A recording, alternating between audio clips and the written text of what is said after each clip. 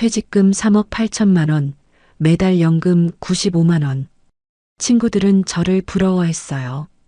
선이야, 너는 노후 걱정 없겠다. 그런데 1년 만에 깨달았습니다. 이 속도로 가면 7년 안에 퇴직금이 바닥날 거라는 걸. 큰 돈을 쓴 것도 아닌데 어떻게 이런 일이 생겼을까요? 오늘 그 충격적인 이유를 여러분께 다 말씀드리겠습니다. 안녕하세요, 여러분. 오늘은 제 개인적인 이야기를 나눠보려고 합니다. 조금 부끄럽기도 하고 창피하기도 한 이야기지만 혹시 저와 같은 상황에 계신 분들께 도움이 될까 해서요. 저는 김선이라고 합니다. 올해 66세이고 평생 초등학교 교사로 일하다가 작년에 은퇴했어요. 38년간 아이들을 가르치며 보낸 시간. 힘들기도 했지만 정말 보람 있는 시간이었죠. 퇴직할 때만 해도 마음이 정말 여유로웠어요. 퇴직금으로 3억 8천만 원을 받았거든요. 그리고 매달 국민연금도 95만 원이 나와요. 서울 외곽에 있는 우리 아파트도 있고 친구들 사이에서는 부러움의 대상이었죠. 선이야, 너는 정말 노후 걱정 없겠다? 부러워 죽겠네. 친구 정희가 그러면서 제 어깨를 톡 치던 모습이 아직도 생생해요. 솔직히 그 말이 싫지 않았어요. 오히려 좀 자만스러웠달까요? 그래, 나는 남들보다 준비를 잘했어. 38년 동안 성실히 일한 결과야. 퇴직 첫날 밤 남편과 맥주 한잔하면서 이런 얘기를 했어요. 여보, 이제 우리 여유롭게 살 수 있겠어. 매달 95만 원씩 연금도 나오고 퇴직금도 든든하고. 그러게. 이제 좀 편하게 살자. 그동안 고생 많이 했어. 남편도 환한 미소를 지으며 잔을 부딪혔어요. 그때만 해도 정말 모든 게 완벽해 보였어요. 건강도 괜찮고 경제적으로도 여유롭고 자식들도 다 독립해서 손 안 가고 이제 내 인생의 황금기가 시작되는구나. 그런 생각이 들었어요. 은퇴 후 처음 몇 주는 정말 꿈만 같았어요. 아침에 알람 없이 자연스럽게 일어나서 여유롭게 아침을 먹고 아파트 단지 산책을 하고 38년 동안 새벽 6시에 일어나 아이들 맞을 준비하던 것에 비하면 천국 같았죠. 특히 아파트 단지에 있는 작은 꽃밭을 가꾸는 게 취미가 됐어요. 봄에는 펜지와 비올라를 심고 여름엔 베고니아와 임파치엔스를 손에 흙을 묻히며 꽃을 심고 있으면 마음이 정말 평온해졌어요. 선생님, 꽃 정말 예쁘게 키우시네요. 지나가던 젊은 엄마가 그렇게 말해주면 괜히 어깨가 으쓱해지기도 했고요. 아이들을 가르치느라 바빠서 못 해봤던 일들을 하나씩 해보는 재미가 쏠쏠했어요. 오후에는 단지 앞 카페에서 친구들과 만나는 게 일상이었어요. 정희, 미경이, 영자. 다들 비슷한 나이에 은퇴한 친구들이었죠. 아메리카노 한 잔씩 시켜놓고 수다 떠는 시간이 하루 중 가장 즐거웠어요.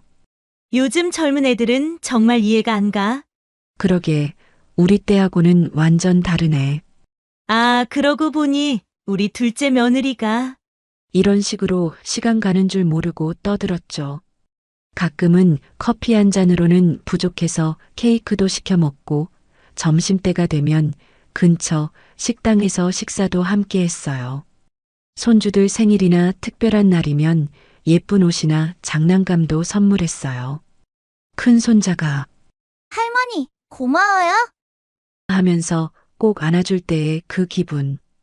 돈이 아깝다는 생각은 전혀 안 들었어요. 오히려 이런 게 진짜 행복이구나 싶었죠. 그렇게 몇 달이 지났어요. 매일매일이 여유롭고 평화로웠어요. 경제적 걱정도 없고 시간도 충분하고 정말 제 인생에서 가장 편안한 시간이었다고 생각해요. 하지만 뭔가 이상한 신호들이 조금씩 나타나기 시작했어요. 처음에는 별로 신경 쓰지 않았는데 지금 돌이켜보니 그때부터 조심했어야 했던 것 같아요. 가장 먼저 느낀 건 카드 결제일이 다가올 때의 묘한 불안감이었어요. 예전에는 매달 월급이 나왔으니까 카드값 걱정을 한 적이 없었거든요. 그런데 은퇴 후에는 카드 결제 문자가 오면 왜인지 모르게 가슴이 쿵 내려앉았어요. 아, 이번 달에 좀 많이 썼나? 그런 생각이 들면서 핸드폰으로 카드 사용 내역을 확인해 보곤 했어요. 그런데 큰 돈을 쓴 것도 아닌데 합계 금액을 보면 생각보다 많이 나와 있었어요. 여보, 이번 달 카드 값이 좀 많이 나왔네? 얼마나? 80만 원 정도? 뭘 그렇게 많이 샀어? 남편이 묻지만 딱히 뭘 많이 산 기억이 없었어요. 카페에서 커피 마신 것, 친구들과 식사한 것, 손주 옷 산 것. 하나하나는 별로 큰 돈이 아니었는데 합치니까 꽤 많은 금액이 되어 있었던 거죠. 마트에서 장을 볼 때도 변화가 생겼어요. 예전에는 카트에 이것저것 담으면서 별 생각이 없었는데 요즘에는 계산대 앞에서 고민하는 일이 많아졌어요.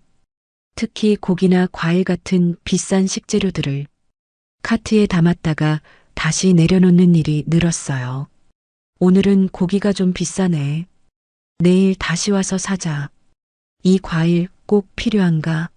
집에 있는 것도 있는데. 이런 식으로 망설이다가 결국 사지 않고 나오는 경우가 많아졌어요. 처음에는 절약하는 거니까 잘하는 거지라고 생각했는데 나중에 보니 이게 신호였던 것 같아요. 홈쇼핑도 문제였어요. 집에서 TV를 보다 보면 자연스럽게 홈쇼핑 채널을 보게 되잖아요. 건강식품, 화장품, 생활용품. 보기만 해도 다 필요해 보이더라고요. 어머, 이 건강식품 정말 좋아 보인다. 관절에도 좋다고 하고, 이 화장품 나이 들어서 써봐야겠네. 이 청소용품 하나 있으면 정말 편할 것 같은데. 이런 생각이 들면서 전화를 걸어 주문하게 되었어요. 한 번에 10만 원, 20만 원씩. 그렇게 큰 돈은 아니라고 생각했는데 나중에 보니 한 달에 20만 원에서 30만 원씩 홈쇼핑에서 쓰고 있었더라고요. 무엇보다 친구들과의 만남이 점점 부담스러워지기 시작했어요.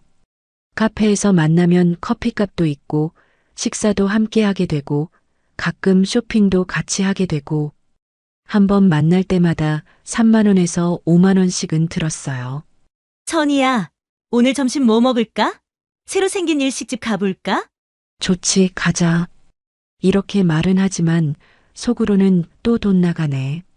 하는 생각이 드는 거예요. 친구들과의 즐거운 시간인데 돈 걱정을 하게 되니까 마음이 편하지 않았어요. 그런데 이상한 게 분명히 돈을 조심해서 쓰고 있다고 생각하는데 통장 잔고는 계속 줄어들고 있었어요. 연금 95만 원이 매달 들어오는데도 말이에요. 이상하네. 그렇게 많이 쓴 것 같지 않은데. 하지만 정확히 계산해 보지는 않았어요. 대충 이 정도면 괜찮겠지 하는 생각으로 지냈죠. 지금 생각해 보면 그때부터 제대로 가계부를 써봤어야 했는데 그냥 대충 넘어갔던 것 같아요. 남편도 비슷한 상황이었어요.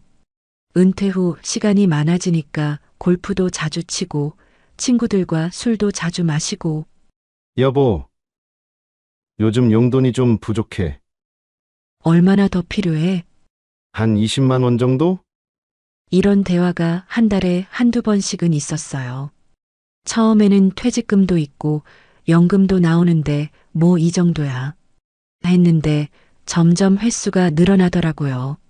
하지만 여전히 심각하게 받아들이지는 않았어요. 일시적인 현상이겠지. 좀 지나면 괜찮아질 거야. 그런 생각으로 넘어갔죠. 진짜 문제를 깨달은 건 옆집 박 여사 때문이었어요. 어느 날 엘리베이터에서 마주쳤는데 표정이 좀 심각해 보이더라고요. 천희 씨, 잠깐만. 혹시 괜찮으면 우리 집에서 차 한잔 할까요? 네, 좋아요. 박 여사 집에서 차를 마시면서 그분이 하신 말씀이 지금도 잊을 수가 없어요. 나 이상하게 돈이 자꾸 줄어요. 큰 돈을 쓴 것도 아닌데. 선희 씨도 그런 적 있어요? 그 말을 듣는 순간 뭔가 서늘한 기분이 들었어요. 사실 저도 같은 고민을 하고 있었거든요. 하지만 다른 사람 입을 통해서 들으니까 더 현실적으로 다가왔어요. 사실 저도 요즘 그런 생각을 했어요. 별로 쓴 것 같지 않은데 통장 잔고가 계속 줄어들더라고요. 그죠? 나만 그런 게 아니었구나. 혹시 뭐 때문인지 아세요? 글쎄요. 정확히는 모르겠어요. 박 여사와 헤어진 후 집으로 돌아와서 그제야 제대로 통장을 들여다봤어요. 인터넷 뱅킹을 켜고 지난 한 달간의 지출 내역을 하나하나 확인해 봤죠. 정말 깜짝 놀랐어요. 제가 생각했던 것보다 훨씬 많은 돈이 나가고 있었거든요. 카페와 외식비가 18만 원. 매주 두세 번씩 친구들과 만나서 커피 마시고 밥 먹고 한 번에 5만 원 정도씩 쓰니까 한 달에 이 정도가 나올 수밖에 없었어요. 홈쇼핑은 더 심각했어요. 25만 원이나 되더라고요. 건강식품 15만 원, 화장품 6만 원, 청소용품 4만 원. 하나하나는 꼭 필요해서 산 것 같았는데 합치니까 이렇게 큰 금액이 되어 있었어요. 손주들 용돈과 선물비로 30만 원, 큰 손자 생일 선물로 10만 원, 작은 손자 옷으로 8만 원, 명절 용돈으로 각각 6만 원씩. 사랑하는 손주들을 위한 거라 아깝지 않았는데 역시 합계를 보니까 만만치 않았어요. 그리고 각종 자동 결제가 15만 원. 휴대폰, 인터넷, 케이블 TV, 보험료, 아파트 관리비. 이건 어쩔 수 없는 고정 비용이지만 역시 만만치 않은 금액이었죠. 이것저것 다 합치니까 88만 원이 나왔어요. 연금이 95만 원이니까 7만 원만 남는 거예요. 그런데 여기에 포함되지 않은 것들도 있었어요. 마트에서 장 보는 비용, 병원비, 교통비, 옷이나 생필품 사는 비용. 아, 이래서 퇴직금에서 자꾸 빼쓰고 있었구나. 그제야 상황을 제대로 파악할 수 있었어요. 연금만으로는 턱없이 부족해서 매달 퇴직금에서 50만 원에서 100만 원씩 빼쓰고 있었던 거예요. 계산기를 두드려 봤어요. 이 속도로 가면 5년? 아니면 더 빨리 퇴직금이 바닥날 수도 있겠더라고요. 특히 병원비나 급작스러운 지출이 생기면 더 빨라질 수도 있고요. 남편에게 이 사실을 말했어요. 여보, 우리 큰일 났어. 왜? 무슨 일이야? 지난달 지출을 계산해 봤는데 연금으로는 턱없이 모자라. 매달 퇴직금에서 빼쓰고 있었어. 남편도 깜짝 놀라더라고요. 진짜? 얼마나 모자라는데? 한 달에 적어도 50만 원은 더 들어가고 있어. 이런 식으로 가면 몇 년 안에 말을 끝내지 못했어요. 너무 무서운 현실이었거든요. 그날 밤 잠이 안 왔어요. 천장을 보고 누워서 계속 생각했어요. 어쩌다 이렇게 됐을까? 분명히 절약한다고 생각했는데. 문제는 하나하나는 작은 지출이라서 별로 신경 쓰지 않았다는 거였어요. 커피 한 잔, 홈쇼핑 상품 하나, 손주 선물. 각각은 크지 않은 돈이었는데 합치니까 이렇게 큰 금액이 되어 있었던 거죠. 더 무서운 건 이런 패턴이 계속될 거라는 점이었어요. 친구들과의 만남을 끊을 수도 없고 손주들에게 용돈 주는 것을 중단할 수도 없고 그러면 계속해서 퇴직금이 줄어들 수밖에 없는 구조였어요. 이대로 가면 정말 늙어서 가난하게 살게 되는 건가? 그런 생각이 들자 정말 무서웠어요. 며칠 후 마트에서 장을 보고 돌아오는 길에 동네 복지관 앞을 지나가게 됐어요. 평소에는 그냥 지나쳤는데 그날은 게시판에 붙은 안내문 하나가 눈에 들어왔어요. 퇴직 후 조용히 가난해지는 사람들의 소비 습관. 제목을 보는 순간 가슴이 뜨끔했어요. 조용히 가난해지는 사람들이라는 표현이 마치 저를 두고 하는 말 같았거든요. 처음에는 그냥 지나가려고 했어요. 뭐 대단한 얘기겠어? 절약하라는 뻔한 소리나 하겠지. 하지만 발걸음이 자꾸 멈춰지더라고요. 결국 안내문을 자세히 읽어봤어요. 일시 2024년 11월 15일 오후 2시 장소 복지관 2층 강의실 강사. 김재훈 재정설계사 대상 퇴직 후 가게 관리에 관심 있는 분 참가비 무료. 그냥 한번 들어볼까? 다음날 오후 2시 복지관 강의실에 갔어요. 생각보다 많은 분들이 와 계시더라고요. 20여 명 정도 되는데 대부분 저와 비슷한 또래였어요. 다들 진지한 표정으로 앉아 계셨죠. 강사는 40대 초반 정도 되어 보이는 남성이었어요. 정장을 깔끔하게 차려입고 자료를 잘 준비해서 온 모습이 전문적으로 보였어요. 안녕하세요. 오늘 귀한 시간 내서 와주셔서 감사합니다. 인사를 마친 강사가 첫 마디를 했는데 정말 충격적이었어요. 당신의 자산을 갉아먹는 건 투자 실패가 아니라 소비 습관입니다. 그 말을 들으니까 등골이 서늘해지더라고요. 마치 제 속마음을 들여다본 것 같았거든요. 대부분의 분들이 퇴직 후 경제적 어려움을 겪을 때 투자를 잘못했나, 연금이 부족한가 이런 생각을 하십니다. 물론 그런 요인도 있지만 실제로는 작은 소비 습관의 변화가 더 큰 영향을 미치는 경우가 많습니다. 강사는 PPT를 넘기면서 계속 설명했어요. 퇴직 후에는 시간이 많아집니다. 그런데 이 시간을 어떻게 보내느냐가 가계에 큰 영향을 미치죠. 카페에서 친구들과 만나는 횟수가 늘어나고 집에서 TV를 보는 시간이 늘어나면서 홈쇼핑에 노출되는 시간도 길어집니다. 정말 제 얘기 같았어요. 옆에 앉은 할머니도 고개를 끄덕이시는 걸 보니 비슷한 상황이신 것 같았어요. 그리고 자녀, 손주들에 대한 지원도 문제가 될 수 있습니다. 현역 시절에는 월급이 꾸준히 들어왔기 때문에 이 정도야 뭐 하고 넘어갔던 지출들이 퇴직 후에는 큰 부담이 될 수 있거든요. 강의실이 조용해졌어요. 다들 진지하게 듣고 계셨죠. 저도 메모하면서 열심히 들었어요. 오늘은 구체적으로 어떤 소비 습관들이 문제가 되는지, 그리고 어떻게 개선해 나갈 수 있는지 말씀드리겠습니다. 강사가 다음 슬라이드를 넘겼는데 거기에 적힌 내용을 보고 정말 깜짝 놀랐어요. 퇴직 후 가게를 위험에 빠뜨리는 3가지 함정. 사소한 외식과 모임의 반복.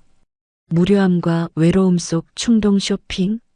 기준 없는 자녀 손주 지원. 3가지 모두 제가 하고 있는 일들이었어요. 마치 제 일상을 지켜본 후 만든 것 같았죠. 강의실에서 작은 웅성거림이 들렸어요. 저뿐만 아니라 다른 분들도 비슷하게 느끼신 것 같았어요. 이 3가지는 개별적으로는 큰 문제가 아니에요. 하지만 복합적으로 작용하면서 가게에 큰 구멍을 뚫을 수 있습니다. 특히 이런 패턴이 몇 년간 지속되면 강사가 계산기를 두드리면서 보여준 예시가 충격적이었어요. 월 100만 원씩 더 지출하면 5년 후에는 6천만 원이 사라진다는 계산이었죠. 정말 우리 집 얘기네. 강의가 끝날 때까지 정말 집중해서 들었어요. 1시간 반 동안 한 번도 딴 생각을 하지 않았던 것 같아요. 강의의 핵심 부분이 시작됐어요. 강사가 3가지 함정에 대해 자세히 설명하기 시작했거든요. 첫 번째 함정은 사소한 외식과 모임의 반복입니다. 강사가 화면에 그래프를 보여줬어요. 퇴직 전후의 외식비 변화를 나타낸 그래프였는데 퇴직 후에 오히려 외식비가 늘어나는 패턴을 보여주고 있었어요. 현역 시절에는 직장에서 점심을 해결하고 바빠서 친구들과 자주 만나지 못했죠. 그런데 퇴직 후에는 시간이 많아지면서 모임의 횟수가 급격히 늘어납니다. 주 1회였던 모임이 주 2, 3회가 되고 정말 제 얘기였어요. 현역 시절에는 한 달에 한두 번 정도 친구들과 만났는데 퇴직 후에는 거의 매주 2-3번씩 만나고 있었거든요. 문제는 매번 만날 때마다 어디선가 돈을 쓰게 된다는 점입니다. 카페에서 커피, 식당에서 식사, 때로는 쇼핑까지 한 번에 3만 원에서 5만 원씩 쓰면 한 달에 20에서 30만 원이 나갑니다. 옆에 앉은 할머니가 작게 맞아 하고 중얼거리시는 소리가 들렸어요. 두 번째 함정은 무료함과 외로움 속 충동 쇼핑입니다. 이번에는 홈쇼핑 관련 통계를 보여줬어요. 50대 이상 연령층의 홈쇼핑 구매 패턴이었는데 퇴직 후 급격히 늘어나는 것을 확인할 수 있었어요. 집에서 TV를 보는 시간이 늘어나면서 자연스럽게 홈쇼핑에 노출되는 시간이 길어집니다. 그리고 무료하거나 외로울 때 충동적으로 구매하게 되죠. 정말 뜨끔했어요. 제가 홈쇼핑을 보는 이유가 바로 그거였거든요. 심심하거나 혼자 있을 때 TV를 틀어놓고 보다가 이거 하나 있으면 좋겠다 싶어서 주문하게 되는, 특히 건강 관련 제품의 경우 내 몸을 위한 투자라는 명분으로 구매를 정당화하기 쉽습니다. 하지만 대부분 실제로는 그렇게 필요하지 않은 경우가 많죠. 저희 집 서랍에 쌓여있는 건강식품들이 생각났어요. 먹다 말다 하는 것들이 몇 개나 되는지. 세 번째 함정은 기준 없는 자녀 손주 지원입니다. 이 부분에서 강의실이 더욱 조용해졌어요. 아마 많은 분들이 공감하는 부분인 것 같았어요. 자녀와 손주에 대한 사랑은 당연합니다. 하지만 퇴직 후에는 수입이 제한적이기 때문에 지원에 대한 명확한 기준이 필요해요. 현역 시절의 감각으로 지원을 계속하면 가계에 큰 무리가 올 수 있습니다. 강사가 실제 사례를 들어 설명했어요.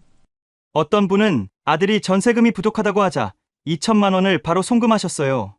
우리 아들을 도와주는 게 당연하지 하는 마음에서요. 하지만 그 2천만 원으로 몇 년간의 생활비를 충당할 수 있었다는 점을 간과하셨죠. 그 순간 저도 비슷한 경험이 떠올랐어요. 큰아들이 작년에 엄마 전세금이 좀 부족해서 하길래 별 고민 없이 2천만 원을 보내준 적이 있었거든요. 그때는 우리 아들 도와주는 게 당연하지. 퇴직금도 있는데 뭐 했는데 지금 생각해보니 그 돈이 있었다면 몇 달 더 여유롭게 살 수 있었을 텐데. 물론 정말 급한 상황이라면 도와줘야겠죠? 하지만 사랑과 무분별한 지원은 다릅니다. 자녀도 부모의 경제 상황을 이해할 필요가 있어요. 강사의 설명을 들으면서 마음이 복잡해졌어요. 지금까지 사랑이라고 생각했던 것들이 사실은 가게를 어렵게 만드는 요인이었다는 걸 깨달았거든요. 이 세 가지 함정의 공통점은 좋은 의도에서 시작된다는 점입니다. 친구들과의 우정, 자신에 대한 투자, 가족에 대한 사랑, 모두 나쁜 것이 아니에요. 하지만 퇴직 후에는 이 모든 것에 기준과 한계가 필요합니다. 정말 많은 생각이 들었어요. 지금까지 제가 당연하다고 생각했던 것들을 다시 한번 점검해 봐야겠다는 생각이 들었죠.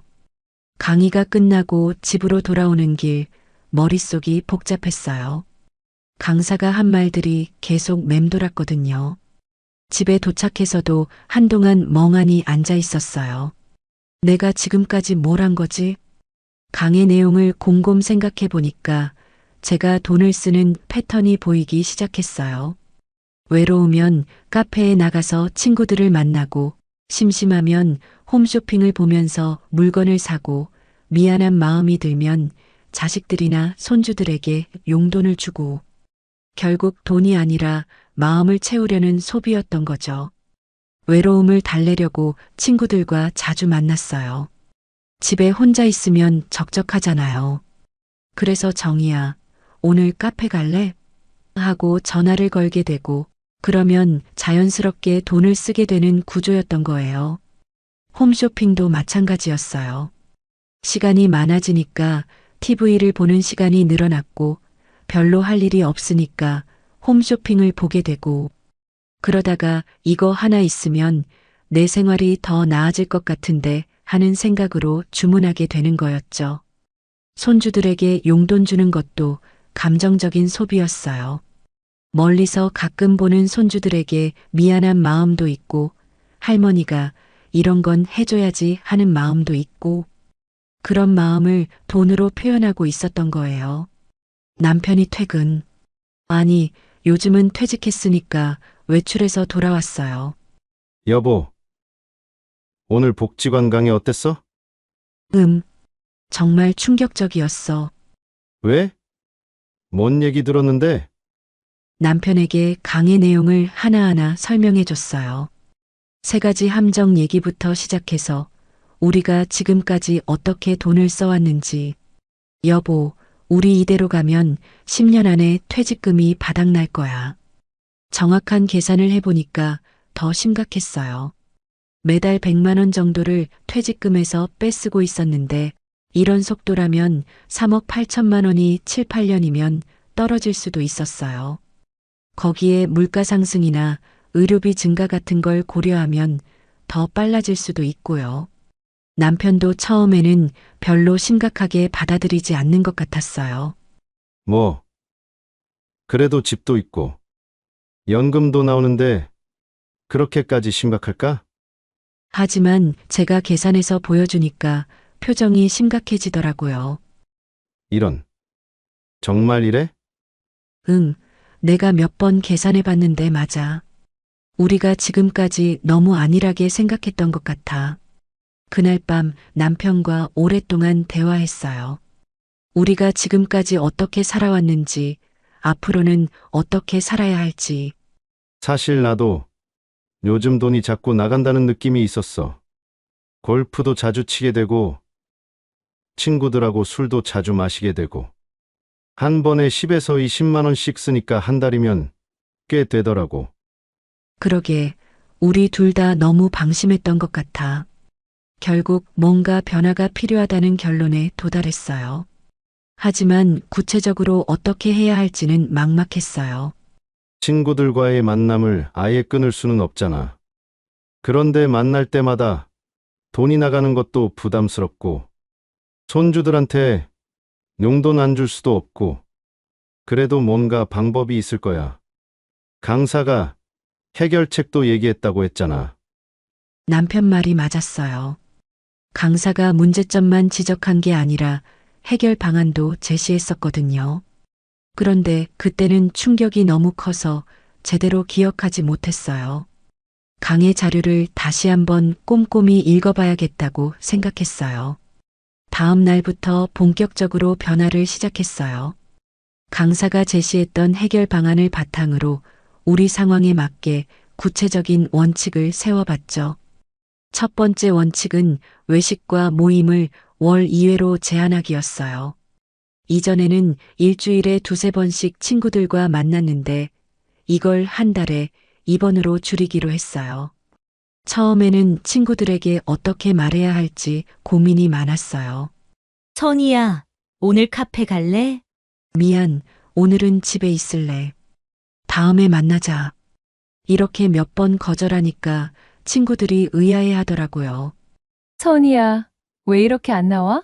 몸이 안 좋아? 아니야, 그냥.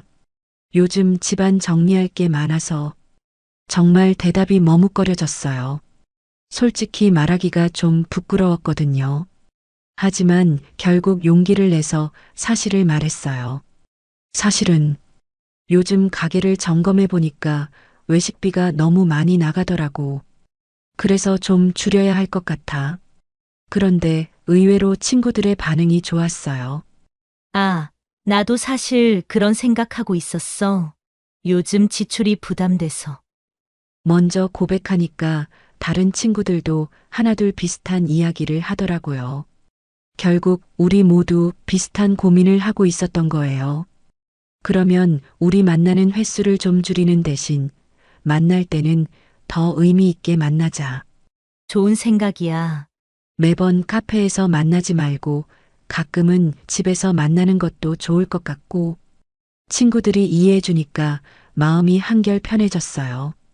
두 번째 원칙은 홈쇼핑은 하루 대기 후 결정하기였어요. 이전에는 홈쇼핑을 보다가 마음에 드는 제품이 있으면 바로 전화를 걸어서 주문했거든요. 그런데 이제는 메모지에 제품명과 가격을 적어놓고 하루 기다린 후에 정말 필요한지 다시 생각해 보기로 했어요. 신기하게도 하루만 기다려봐도 생각이 많이 바뀌더라고요. 어제는 꼭 필요해 보였던 제품이 오늘 보면 굳이 없어도 되겠네 싶은 경우가 많았어요. 특히 건강식품 같은 경우는 더욱 그랬어요. 홈쇼핑에서 볼 때는 이거 먹으면 내 건강이 정말 좋아질 것 같은데 했는데 하루 지나서 보면 지금 먹고 있는 종합영양제도 있는데 굳이 이것까지 하는 생각이 들었죠. 그 결과 홈쇼핑 지출이 월 25만 원에서 5만 원으로 급격히 줄었어요. 정말 필요한 것만 사게 되니까 당연한 결과였죠. 세 번째 원칙은 자녀 지원은 비상시에만이었어요.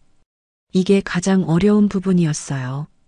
아이들에게 어떻게 말해야 할지 정말 고민이 많았거든요. 큰아들에게 전화를 걸어서 솔직하게 상황을 설명했어요. 승우야, 엄마가 너한테 할 말이 있어. 네, 엄마. 요즘 가게를 점검해 보니까 우리도 앞으로 좀 더 계획적으로 살아야 할 것 같아. 그래서 앞으로는 정말 급한 일이 아니면 경제적 지원은 어려울 것 같다. 처음에는 아들이 의외라는 표정을 짓더라고요. 엄마, 무슨 일이에요? 어려운 일 있으세요? 아니야, 어려운 건 아니고. 그냥 좀 더 계획적으로 살려고 해. 우리도 나이가 들어가면서 의료비나 이런 것들이 늘어날 수 있잖아. 아, 그렇구나. 엄마, 그동안 저희한테 많이 도움 주셔서 정말 감사했어요. 이제 저희가 더 독립적으로 살아야죠. 다행히 아들이 이해해줬어요. 오히려 그동안 너무 의존했던 것 같다면서 미안해 하더라고요. 이 세 가지 원칙을 실천한 지 3개월이 지났어요. 놀라운 변화가 생겼죠. 매달 통장에 80만 원에서 100만 원이 남게 됐어요. 퇴직금을 빼쓰지 않아도 연금만으로 생활할 수 있게 된 거예요. 처음에는 친구들과 덜 만나니까 조금 심심하기도 했어요. 하지만 대신 집에서 할 수 있는 취미를 찾아봤어요. 독서도 하고 요리도 새로 배워보고 온라인 강의도 들어보고 무엇보다 큰 변화는 마음가짐이었어요. 돈에 대한 불안감이 많이 사라졌고 내 인생을 내가 통제하고 있다는 자신감이 생겼어요. 자녀들과의 대화에서도 돈 얘기가 줄어들어서 더 편안해졌고요. 지금 이 영상을 보고 계신 여러분께 말씀드리고 싶어요. 조용히 가난해지는 건 하루아침에 일어나는 일이 아니에요. 작은 소비 습관들이 쌓여서 몇 년에 걸쳐 일어나는 일이죠. 하지만 그걸 멈추는 건 오늘부터 가능합니다. 늦기 전에 지금 시작하세요. 여러분의 소중한 노후를 지키세요. 영상 끝까지 봐주셔서 감사합니다. 도움이 되셨다면 구독과 좋아요 부탁드립니다.